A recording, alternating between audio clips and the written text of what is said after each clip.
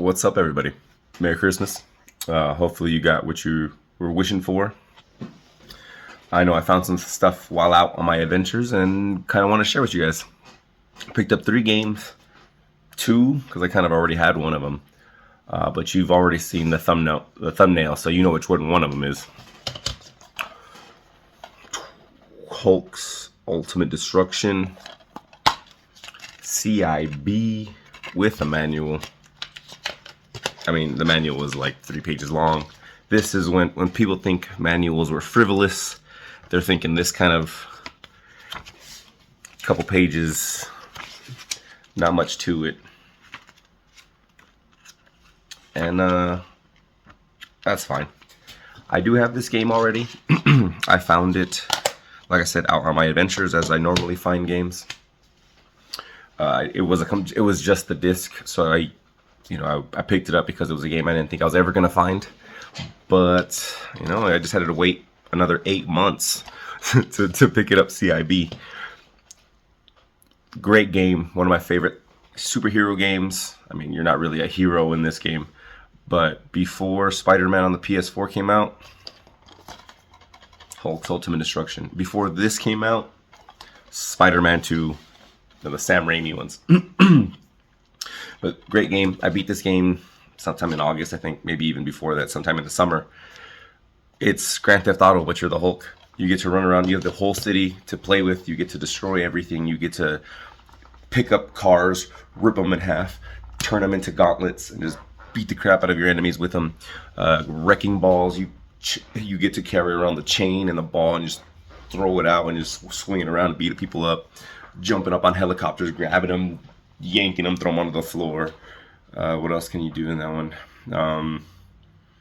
Anything gigantic like boulders or something like that, he'll crush them down and then bowl with them. He'll like bowl them, and it's a great game. A lot of creative freedom. Experience the freedom to lose control. Time is running out. The search for a cure is intensifying. Your only chance for survival is to fight, to destroy, to unleash the Incredible Hulk. 4.5 out of 5, the official PlayStation magazine. Intuitive and instantly enjoyable, with a focus on free-roaming GTA-style missions. GamePro magazine.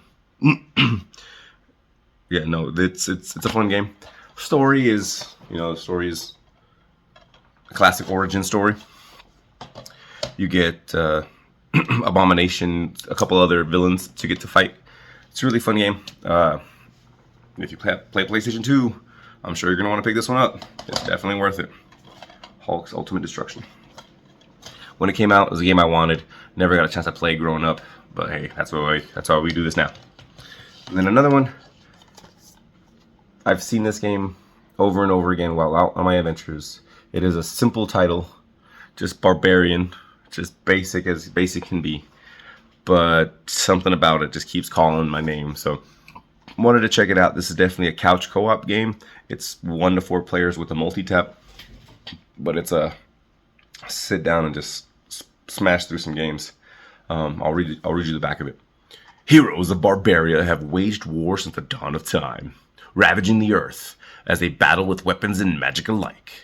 Their motives to stop the madness forged by the evil Zog are more than ending their growing power.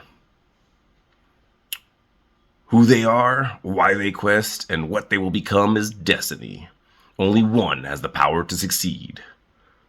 With its perfect mix of fighting action and role-playing game elements, Barbarian will take you further than any fighting game has ever taken you. See, it says it's an arena fighter, but then it says it's got RPG elements. So, discover every character's massive story and goals through the quest mode, knowing that every choice you make in battle you win or lose has consequences on the rest of the story. Upgrade your character and enhance its physical ability and magical attacks, its ability to lift objects and even other characters, its speed, and much more.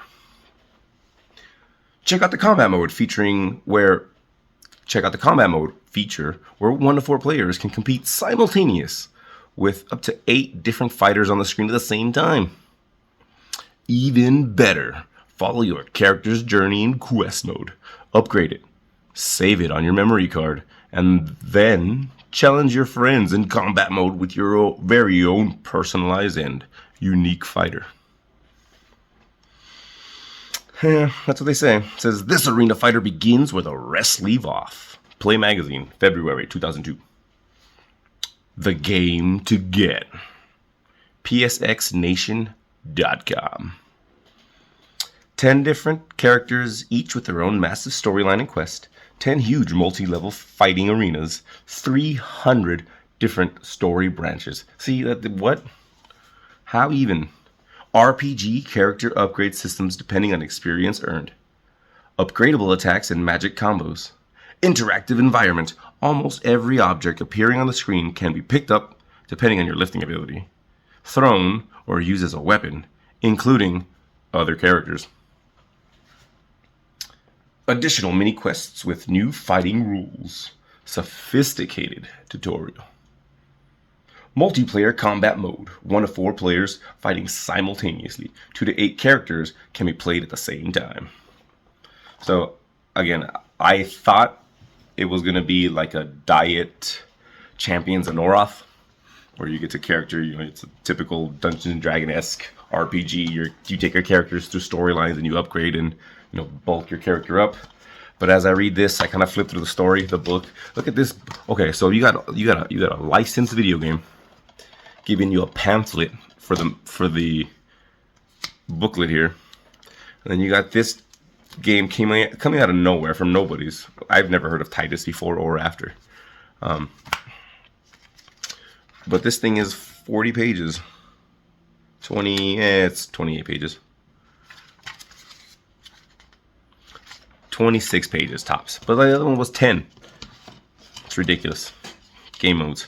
So that's what it looks like on the inside. Get your Barbarians 2002 peak 2002 graphics, manual CIB. We'll see how it goes. I thought it was going to be a couch co-op RPG dungeon crawler. I was wrong. An arena fighter with Barbarians sounds cool too, though. And then finally, an obscure game I never expected to find, nor was I even looking for, but had to pick it up the second I found it. Wild 9. You can't really... There you go. Wild 9. And it's a dude with a magical electrical arm that's holding up another weirdly grotesque alien creature. It is weird. So that's what you look like in the bait. That's what you pop the game open. Get that CIB experience. It's a weird game. It's made by the guys who made Earthworm Jim. So Sega Saturn, which is a CD playing Sega console. Back when they were on the top of the game, top of the pile there. Earthworm Jim was one of their platformer, side-scrolling platformer, action character kind of thing. Well, it's made from these guys. Same company, same creator. And they jumped over to the PlayStation after, Sega did what Sega does. And cranked out this game. I played the first world. It's a weird... It's brackish waters. If you know what that means. Well, you will. So brackish water is a mix of fresh water and salt water. It's really it's a solution. And that's kind of where this game sits. It's a weird, it's just, like I said, it's just that blend of old school gaming with new school features. So a save feature, checkpoints, a lot of stuff that Spyro kind of introduced, or stuff like in those games where you would expect for a modern game. But it does use lives. It does. It is a side-scrolling platformer that has a fixed camera. Did you just get like, well, okay, well that's weird. Okay, that's a good blend. It's fun. It's creative. The whole gimmick of the game is that you're the electrical thing can pick up enemies, can pick up obstacles, can just pick up mostly anything, and the worlds that you're in have traps everywhere. Not those kind. and the game is pick up your enemies and then drop them in the grinder or put them in the jet thruster so they cook alive. Or it's, the tagline of the game is to torture your enemies. So the game is pretty brutal. Beyond your wildest expectation, the developers of Earthworm Jim bring you an intergalactic battle of good versus evil, guaranteed to reignite your passion for video games. So you gotta think, well, this is what, 1998. So 4 years before Barbarians came out, and how long would it go? 7 years before Hulk came out. So Wild 9 was reigniting your passion for video games in 98. I don't know. Alright, so inside Wild 9. Forget simple running, jumping. Wild 9 is the first game ever to let you torture your enemies. Use the Mangler or the Decapitator to finish them off.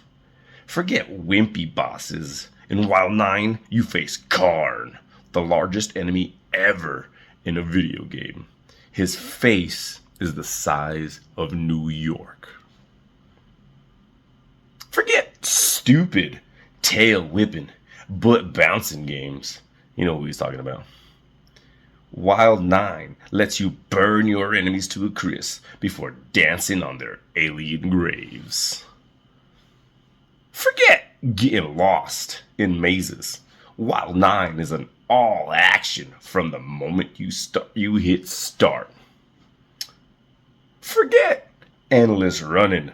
Hop on the space bike and get ready for the adrenaline rush of your life. Grind enemies to pieces. Smash them while free falling. Fry them till he's crisp. Pick up girls. Torture your enemies. Exterminate evil. And lock the door to your room. It's the 90s, baby. Wild 9. Again, I saw it. Completely novel looking game. I had no idea what I was picking up. But scooped it on the spot. Played, the first world, maybe about an hour, and got my ass kicked. I did not do good on the first playthrough, so I had to kind of loop it up a few times. And I might even do a third playthrough just to kind of get the first world done and have all my lives, because lives are going to be a thing. Collectathon, collect 100 of a certain thing to get another life. So, you see where the inspirations are. You see the old school inspirations, and then the new school, just quality of life stuff. So, with that being said, those are the games I found on my adventures. Hopefully you have a happy holidays. I will be posting something again soon. Hopefully, check out my deadlift video if you haven't. Night before Christmas deadlift videos. Always my favorite. But till next time, buenas noches.